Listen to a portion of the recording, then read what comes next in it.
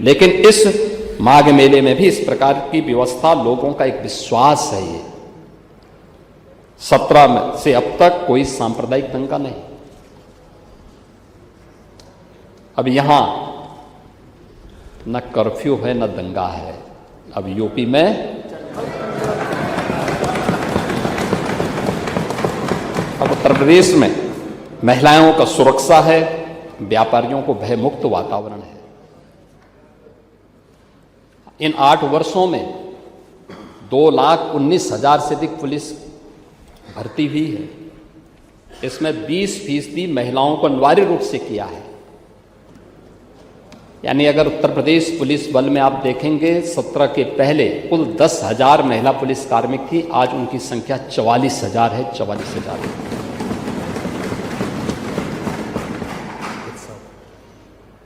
Police की training क्षमता को कई गुना बढ़ाया गया है।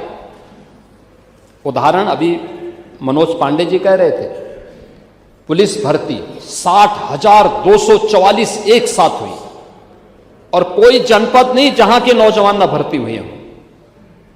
क्या उस पक्ष का, क्या इस पक्ष का, क्या उस पक्ष का, किसी भी पक्ष का रहा हो, वो कोई किसी भी पक्ष का नहीं, उत्तर प्रदेश का नागरिक है तो भी उसको योग्यता के अनुसार मिली है, नौकरी मिली है। कोई भेदभाव किसी के साथ नहीं। मुझे याद है 17 में हमें पुलिस की भर्ती करनी थी। 3,000 से अधिक ट्रेनिंग की क्षमता नहीं थी यूपी के अंदर। आज 60,200 को हम ट्रेनिंग उत्तर प्रदेश के अंदर, उत्तर प्रदेश के ही अपने स्वयं के ट्रेनिंग सेंटर में करवा रहे हैं। यह विस्तार उत्तर प्रदेश के अंदर हुआ है। अनुमान कर लीजिए ना, कहां 3,000 की ट्रेनिंग की क्षमता नहीं थी और कहां हम 60,200 की ट्रेनिंग एक साथ करवा रहे हैं। यह विस्तार हुआ है। पुलिस अवस्थापना सुविधाओं में अभूतपूर्व विकास। पहले पुलिस के लिए जो बैरक बनते थे, आखिर वह भी तो हमारे और आपके ही बीच का कोई नौजवान है। वो खपड़ेल के बैरक में रहता था। आज जेलों में आप जाएंगे, जो हाई राइज बिल्डिंग होगी वो पुलिस की अवस्थापना सुविधा का, उनके बैरक का होगा। अच्छी सुविधा दे रहे हैं। तो मॉडर्न पुलिसिंग की बात आती, 7 पुलिस कमिश्नरेट कभी निर्णय नहीं कर पाए होंगे। कोई निर्णय नहीं कर पाता था। आप नौकरशाही की बात करते हैं, हम लोगों ने निर्णय लिया मॉडर्न पुलिसिंग आवश्यक है। उत्तर प्रदेश जैसे राज्य के लिए हम लोगों ने किया है। फॉरेंसिक साइंस इकोसिस्टम को हम लोगों ने प्रदेश के अंदर लागू किया। आज 3 नए कानून लागू हो चुके हैं और 3 नए कानून को लागू करने के लिए प्रदेश ने लखनऊ में Uttar Pradesh state forensic institute की स्थापना की। उत्तर प्रदेश के अंदर प्रारंभ हो चुका है। डिग्री, डिप्लोमा और सर्टिफिकेट कोर्सेज उससे प्रारंभ हो चुके हैं। प्रवेश हो रहे हैं, बिना भेदभाव के प्रवेश किए जा रहे हैं। आप साइबर क्राइम की बात कर रहे थे।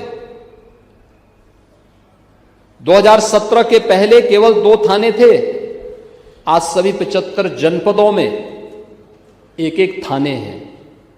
हर थाने में एक साइबर हेल्प डेस्क भी है और अब तक हजारों करोड़ रुपए जो साइबर अपराध के अपराधियों के द्वारा ऐंठे जाते थे, उनको वापस कराने और उसको बचाने में भी इस तंत्र ने योगदान दिया है। 3 नए कानून लागू होने के बाद उस हर अपराध में जिसमें 7 वर्ष से अधिक की सजा है, उसमें फॉरेंसिक एविडेंस आवश्यक है। पहले यूपी के अंदर 2 या 3 लैब्स काम करती थी। आज हम लोगों ने 12 ये ग्रेड की लैब बनाई हुई है FSL। 6 निर्माणाधीन हैं। हर जनपद में 2-2 फॉरेंसिक वैन उपलब्ध करवाई गई हैं। एविडेंस प्राप्त हो, अपराधी को सजा दी जा सके। ये एक नई दिशा में किए गए प्रयास हैं। सेफ सिटी, आप मुंबई गए थे, मुंबई में भी भारतीय जनता पार्टी की ही सरकार है। नहीं, अभी भी है। तो चुनाव के दौरान भारतीय जनता पार्टी थी जिस चुनाव की आप बात कर रहे हैं, और भाजपा की ही सरकार है। ये भाजपा ही सुरक्षा दे सकती है। गुजरात में भी भाजपा की ही सरकार है, डबल इंजन की सरकार है ये, इसलिए सुरक्षा दे रही है। और वही सुरक्षा बेटियों को हम भी दे रहे हैं यूपी के अंदर, वही सुरक्षा है। पांडे जी, आप भी अपनी बुढ़िया को एक बार जेवर से लेकर के 12 बजे उनको बोलिए कि आइए आप कहीं किसी दूसरे कोने में चले जाइए। आप तो खैर समाजवादी हैं तो हैं, लेकिन उत्तर प्रदेश में सेफ सिटी के लक्ष्य को 17 नगर निगम समेत गौतम बुद्ध नगर जनपद में हम लोगों ने लागू किया कर दिया है। हर जिला मुख्यालय में भी सीसीटीवी कैमरे की coverage, integrated command and control centre के माध्यम से उसकी मॉनिटरिंग, ये सभी चीजें आज यूपी के अंदर, और Uttar Pradesh special security force का गठन भी उत्तर प्रदेश में हुआ है। इसके साथ ही पीएसी, जो समाजवादी पार्टी के कालखंड में जिसको एक प्रकार से समाप्त करने की साजिश हो रही थी, हम लोगों ने फिर से उसकी 34 कंपनियों को पुनर्गठित करके उसको जीवित किया है, क्योंकि दंगाइयों की काल है पीएसी। और दंगा समर्थक कोई भी पार्टी पीएसी का समर्थन नहीं करती है।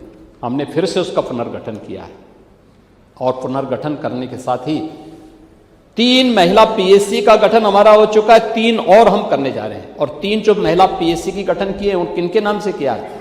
वीरांगना उदा देवी के नाम पे लखनऊ में, वीरांगना झलकारी देवी कोरी के नाम पे गोरखपुर में, वीरांगना अवंतीबाई लोधी के नाम पर बदायूं में, ये गठित हो चुके हैं। 3 नई वाहिनियों का गठन हम लोग करने जा रहे हैं। हम भौचक हैं कि आप लोग जानते हुए भी कैसी उसकी अनदेखी करते हैं और कैसे इन चीजों की बात करते हैं। मैं भौचक था। लोक माता अहिल्याबाई होलकर,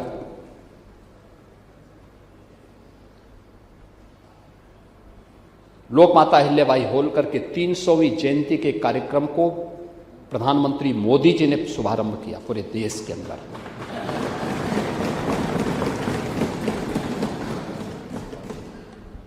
काशी विश्वनाथ धाम में भव्य प्रतिमा प्रधानमंत्री मोदी जी ने लोक माता अहिल्याबाई होलकर की लगाई।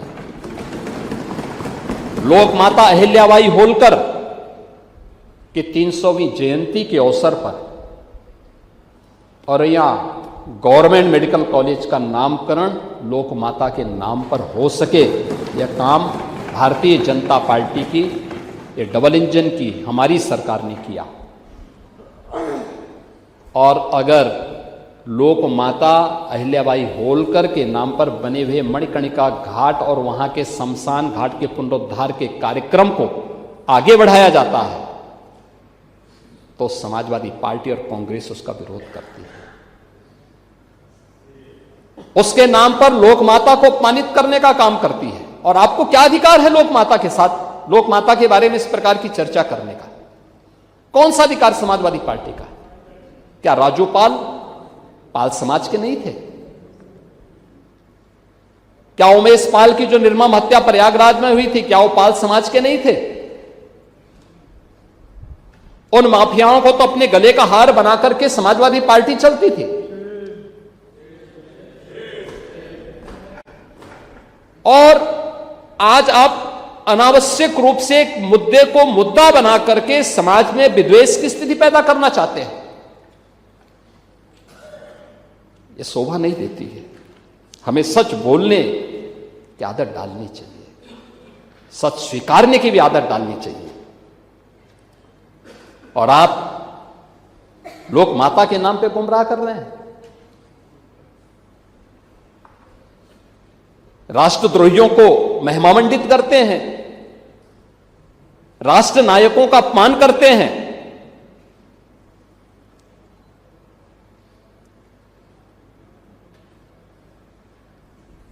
गाजी के मेले का समर्थन करते हैं। गाजी के पाप का बदला कैसे लिया जाना चाहिए, महाराज सुहेलदेव के शौर्य से सीखिए।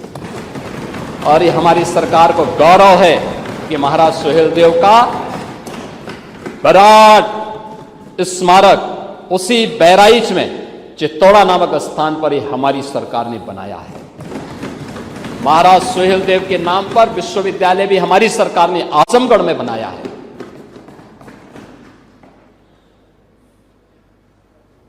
आप अभी संजय निषाद की बात कर रहे थे। राम और निषाद राज की मैत्री क्या है, हजारों वर्षों के बाद प्रयागराज में आप जाके देखें ना, क्या भव्य स्मारक बना है। जाना चाहिए ओम प्रकाश जी, कभी आप जाकर के आप भी देखिए, अभी एक बार जाके देखेंगे आंखें खुल जाएंगी आप लोग। कभी लेके जाइए। हाँ, स्नान तो करेंगे, उस संजय निषाद के साथ जाएंगे तो खाएंगे भी और स्नान भी करेंगे। आप लोगों के नेता तो दुर्योधन की प्रतिमा लगाने की बात करते हैं, बाबर की कब्र में सजदा की इसका समर्थन करते हैं और वंदे मातरम का विरोध करते हैं। माफियाओं की कब्र में फतिया पढ़ने के लिए जाते हैं। हाँ, कर रहे हैं। आपकी पार्टी के नेता सब बोल रहे हैं, संसद में भी देखो ना, सभी नेता बोल रहे हैं, कांग्रेस के भी और सपा के भी बोल रहे हैं, कह रहे हैं कि वंदे मातरम नहीं गाएंगे, हिंदुस्तान का खाएंगे। आपकी पार्टी के नेताओं ने कहा है, आपकी पार्टी के नेताओं ने कहा कि वंदे मातरम नहीं गाएंगे। हाँ, समाजवादी पार्टी के भी एक सांसद ने कहा है और कांग्रेस के भी एक सांसद ने कहा है।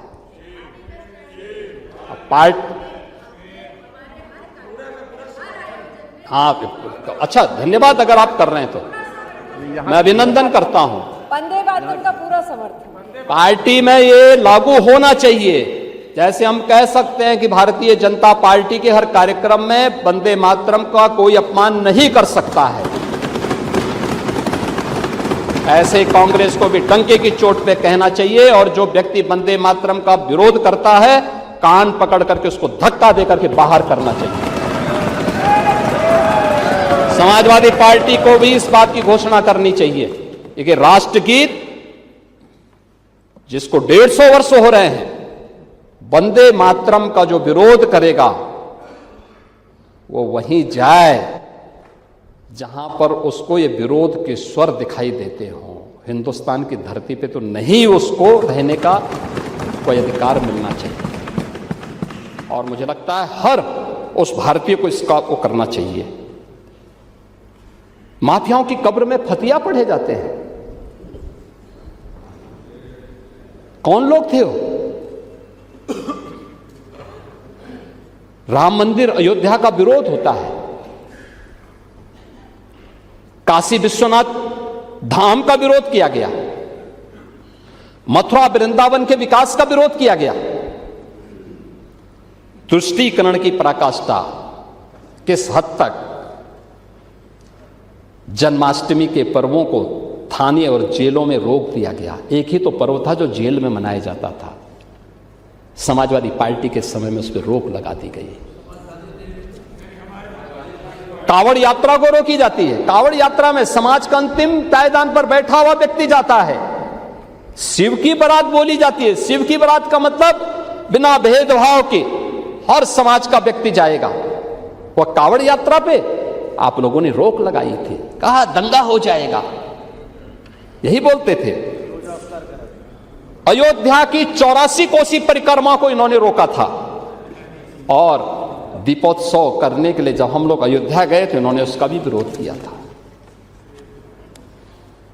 कांग्रेस ने तो उच्चतम न्यायालय में कहा कि श्री राम और श्री कृष्ण तो मिथक थे। सुप्रीम कोर्ट में एफिडेविट दाखिल कर दिया और समाजवादी पार्टी राम भक्तों पर गोलियां चलाती है। मंदिर निर्माण को रोकने के लिए कोर्ट में अपने वकील खड़े करती है, लेकिन आस्था, सनातन आस्था का याद रखना, सनातन आस्था को कोई कैद नहीं कर सकता, कोई कैद नहीं कर सकता है। और आज अयोध्या में भगवान श्री राम का भव्य मंदिर बन करके खड़ा हो गया है। आज तक खड़ा भगवान राम भव्य मंदिर। ये पुनर्जागरण का मॉडल यही है। इसमें विरासत भी है, विकास भी है, दोनों एक साथ चल रहा है। और आस्था का ये जो पुनर्जागरण है, यह उत्तर प्रदेश से प्रारंभ हुआ है। उत्तर प्रदेश भारत की आस्था का केंद्र बिंदु है। अगर भारत की आस्था की आत्मा कहें उत्तर प्रदेश को, कोई संयुक्ति नहीं। जिन्हें हम अयोध्या कह रहे हैं, जैसे हम काशी कह रहे हैं, जैसे हम मथुरा वृंदावन कह रहे हैं, जैसे हम प्रयागराज कह रहे हैं, ये केवल आस्था के केंद्र नहीं है। चित्रकूट, नैमिषारण्य, सुखतीर्थ, ये केवल आस्था के ही केंद्र नहीं है, ये राष्ट्र चेतना के भी केंद्र हैं। यही तो राष्ट्र चेतना के केंद्र हैं। अभी यूपी को कोई आप लोग समझ ही नहीं पा रहे हैं। अयोध्या की मर्यादा, जब भी दुनिया के अंदर मर्यादा की चर्चा होगी, अयोध्या की चर्चा होगी। जब भी दुनिया के अंदर शाश्वत चेतना की चर्चा होगी, तो काशी की चर्चा होगी। जब भी दुनिया में भक्ति की चर्चा होगी, तो मथुरा वृंदावन की चर्चा होगी। और जब भी समरसता की चर्चा होगी, तो प्रयागराज की चर्चा होगी। और ये चारों उत्तर प्रदेश में, हर उत्तर प्रदेश वासियों को इसमें गौरव की अनुभूति करनी चाहिए। ये चारों बातें उत्तर प्रदेश में हैं, और इसलिए इस पुनर्जागरण का केंद्र बिंदु उत्तर प्रदेश फिर से बन गया है, फिर से बना है।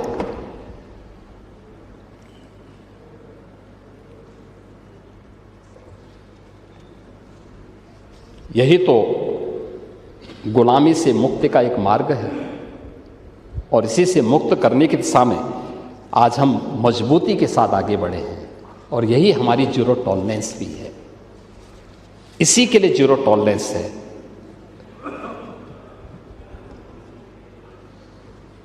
आज प्रयाग हो, काशी हो, मथुरा हो, वृंदावन हो, विंध्याचल हो, चित्रकूट हो, सुखतीर्थ हो, संबल हो, बरेली हो, नैमिषारण्य हो, यानी ये जितने भी तीर्थ स्थल हैं, बौद्ध तीर्थ स्थल हो, जैनी तीर्थ स्थल हो, सिख तीर्थ स्थल हो, या जो भी पौराणिक महत्व से जुड़े हुए, ऐतिहासिक महत्व से जुड़े हुए तीर्थ स्थल हैं, इन तीर्थ स्थलों को आस्था के साथ, राष्ट्रीय चेतना के साथ जोड़ने का जो काम किया गया है, आज उसके परिणाम आए हैं। करोड़ों की संख्या में आज वहां पे श्रद्धालु आता है। आस्था के साथ साथ वहां की अर्थव्यवस्था को भी मजबूती प्रदान करके जाता है। वहां की अर्थव्यवस्था मजबूत होती है। आप प्रयागराज में देखिए ना, मैंने तो पिछली बार महाकुंभ के दौरान सारे आंकड़े यहां सदन के सामने प्रस्तुत किए थे। आप काशी में जाइए ना, आप किसी भी अन्य उस स्थल पर जाइए, एक फूल पत्ती बेचने वाला व्यक्ति, फूल पत्ती बेचने वाला ब्राह्मण नहीं होता,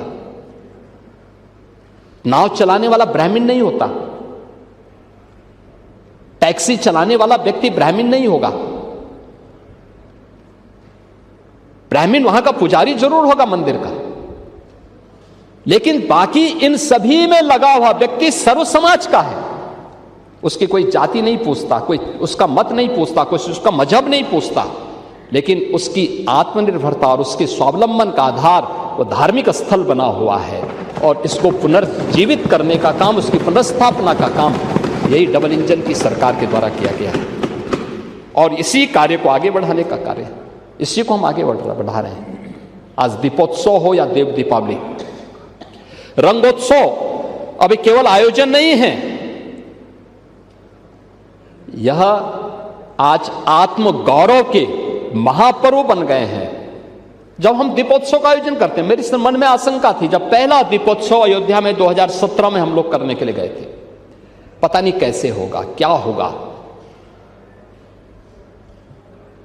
यही आशंका देव दीपावली के अवसर पर भी प्रयागराज काशी में थी, और यही आशंका रंगोत्सव के अवसर पर। लेकिन क्या सफलता! आज करोड़ों की संख्या में लोग स्वयं वहां पे फिजिकली प्रेजेंट होकर के और वर्चुअली जुड़ करके भी इस आस्था के साथ जुड़ करके, हर व्यक्ति उस आस्था के साथ जुड़ करके गौरव की अनुभूति करता है। हमने उस भारत की उस ताकत को कभी समझने का प्रयास क्यों नहीं किया? और इसी आस्था को सम्मान देने का परिणाम है उत्तर प्रदेश की जीडीपी बढ़ी है। उत्तर प्रदेश ने जो आज एक लंबी छलांग लगाई है, उस लंबी छलांग का परिणाम सुरक्षा के साथ साथ उस आस्था को सम्मान देने का भी परिणाम है।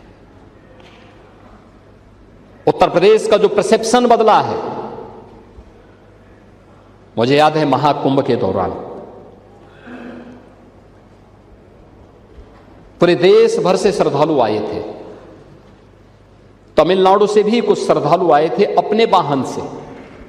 चित्रकूट में उनकी बस खराब हो गई। उनकी समस्या ये थी कि वे हिंदी नहीं जानते थे, और चित्रकूट में जिस गांव के पास उनकी बस खराब हुई थी उस गांव के लोग तमिल नहीं जानते थे। लेकिन इशारे में समझ गए कि बस खराब है।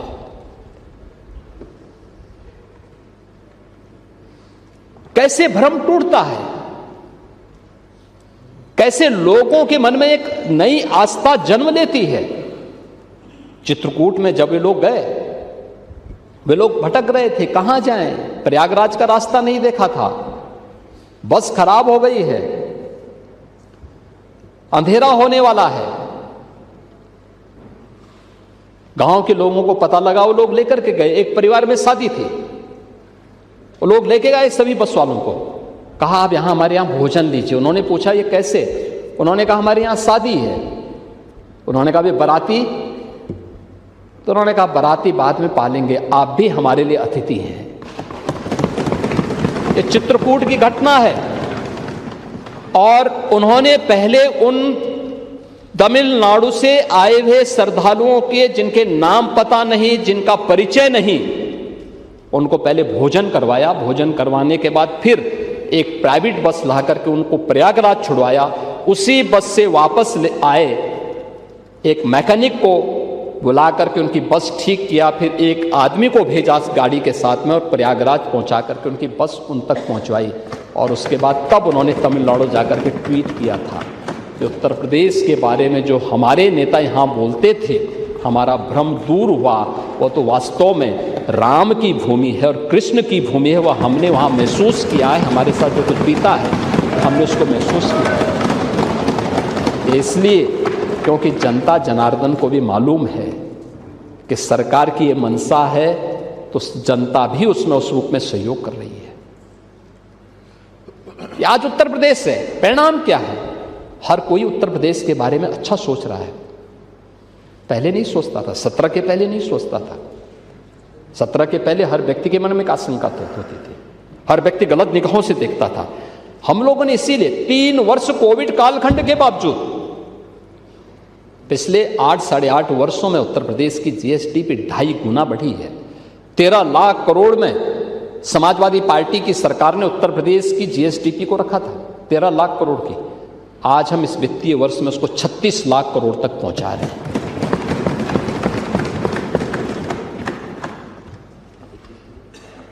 देश की जीडीपी में यूपी का जो हिस्सा था मात्र 8% रह गया था, आज वो 9.5% तक उत्तर प्रदेश पहुंचा रहा है। पर कैपिटा इनकम को हम लगभग 3 गुना करने में सफल हुए हैं। और फिजिकल डेफिसिट को, अभी इस पे चर्चा होगी, 3% से कम हम लोग करने में सफल हुए हैं। हमने टैक्स चोरी को रोका है, रेवेन्यू लीकेजेज को पूरी सख्ती से नियंत्रित किया है। ये टैक्स चोरी को रोकना, रेवेन्यू लीकेजेज पे पूरी तरह लगाम लगाना, ये भ्रष्टाचार पर ही सरकार का प्रहार है। ये प्रहार है। पारदर्शी राजस्व संग्रह और जनता पर बिना कोई अतिरिक्त टैक्स लगाए 9 वर्षों से सरकार चल रही, कोई टैक्स नहीं। और फिर भी हम लोग प्रदेश के अंदर हर एक सेक्टर में हम लोगों ने वित्तीय अनुशासन को बनाए रखते हुए इस कार्यक्रम को बेहतर तरीके से आगे बढ़ाने में सफलता प्राप्त की है। आज यूपी का जो पैसा जमा होता है, आपके समय में 100 में से केवल 43 पैसा यूपी में खर्च होता था। आज 61 से 62 पैसा यूपी के अंदर खर्च हो रहा है। यूपी के अंदर बैंकर्स यहाँ का पैसा बाहर नहीं ले जाएंगे, बल्कि यूपी के अंदर ही ये पैसा खर्च होगा। यह भी मॉडल आज यूपी ने दिया है और अब यूपी के अंदर मजबूत लॉ एंड ऑर्डर की स्थिति, यूपी के अंदर stability, single window system, e governance और डिजिटल कॉम्प्लायंस ने यहां पर यूपी के अंदर एक मजबूत विश्वास न केवल यूपी के नागरिकों में बल्कि बैंकर्स के मन में भी और वैश्विक निवेशकों के मन में भी इसको मजबूती के साथ आगे बढ़ाया है।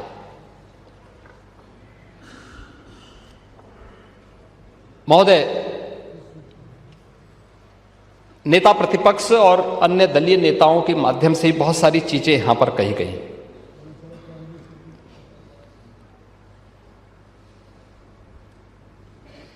आप रोजगार की भी बात कर रहे थे, एमएसएमई की भी चर्चा कर रहे थे।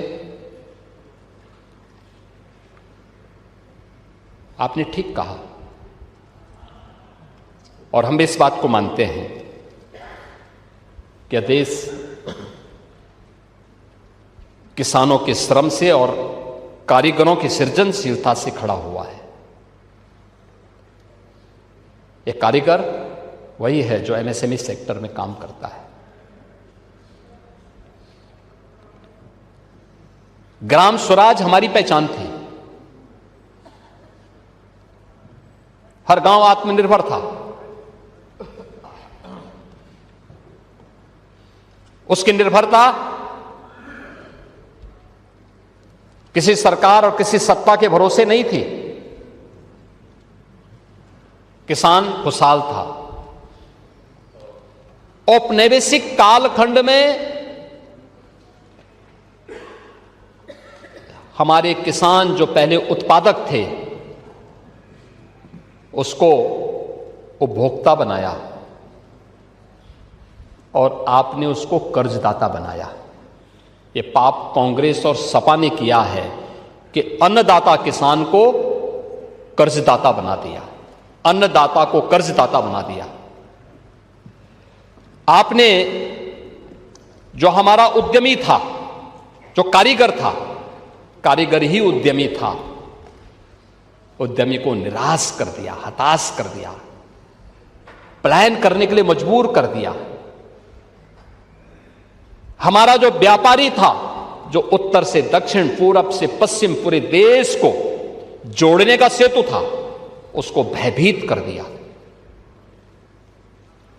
परिणाम क्या था? चारों ओर हताशा निराशा थी। किसान आत्महत्या कर रहा था। एमएसएमई सेक्टर बंदी के कगार पर था। अव्यवस्था और अराजकता की स्थिति थी। उत्तर प्रदेश के बारे में लोगों की धारणा खराब हो चुकी थी और पिछले 8-9 वर्षों के अंदर किसानों के बारे में जो कहा गया, जो किया गया, उत्तर प्रदेश आज अपनी स्पष्ट कृषि नीति के कारण आज जिस डबल स्पीड से चल रही है, पहले लागत ज्यादा थी, उत्पादन कम था, बिचौलिए उसमें हावी थे। आज लागत कम, उत्पादन